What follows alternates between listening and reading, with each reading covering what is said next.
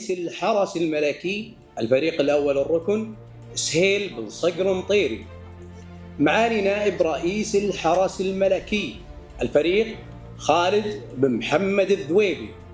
أصحاب المعالي والسعادة ضيوفنا الكرام، يرحب بمعالي نائب رئيس الحرس الملكي الفريق خالد بن محمد الذويبي، ونبارك لمعاليه هذه الثقة الملكية، ونسأل الله أن تكون عونا له في خدمة الدين ثم المليك والوطن، متمنين لمعاليه التوفيق والسداد. معالي رئيس الحرس الملكي الفريق الأول الركن سهيل بن صقر المطيري، معالي نائب رئيس الحرس الملكي الفريق خالد بن محمد الذويبي، أصحاب المعالي والسعادة ضيوفنا الكرام، السلام عليكم ورحمة الله وبركاته. يسرني باسمي ونيابة عن منسوبي رئاسة الحرس الملكي أن أرحب بكم أجمل ترحيب، وأن أعبر لكم عن خالص الشكر والتقدير لتشريفكم حفلنا وتلبية الدعوة ومشاركتنا هذه المناسبة الغالية. كما يسرني بهذه المناسبة أن أرفع أصدق التهاني وأسمى التبريكات إلى معالي الفريق خالد بن محمد الذويبي بمناسبة صدور الأمر الملكي الكريم بترقيته إلى رتبة فريق وتعيينه نائبا لرئيس الحرس الملكي، وهي ثقة ملكية غالية جاءت تتويجا لمسيرة حافلة بالعطاء والإخلاص والتفاني في أداء الواجب.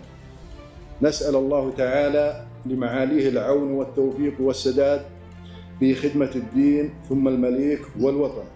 بحضور قايد له معزة ومقدار أبو صقر دربه الغيره، صعيبي رئيس الحرس والهامة المجد سنة يدوب زلت عن النار، والهيل سنف في نحرها خضيع، وعقب سمعنا بالإذاعات الأخبار مجد لأبو سلطان ما هو غريبي، وقف تبارك له بقافي والأشعار مبروك يا الشيخ الفريق الذويبي. وقف تبارك له بقافي والأشعار مبروك يا الشيخ الفريق الذويبي، سيف رياجات المواجيب بتار في ساعة الشدات، لا ما تهي حنا سعوديين في وقت الأخطار، بعزومنا نفرق طليب وطليب، حكامنا اللي فضلهم عم الأقطار يدعي لهم قلبي بجهري وغيبي. سلام.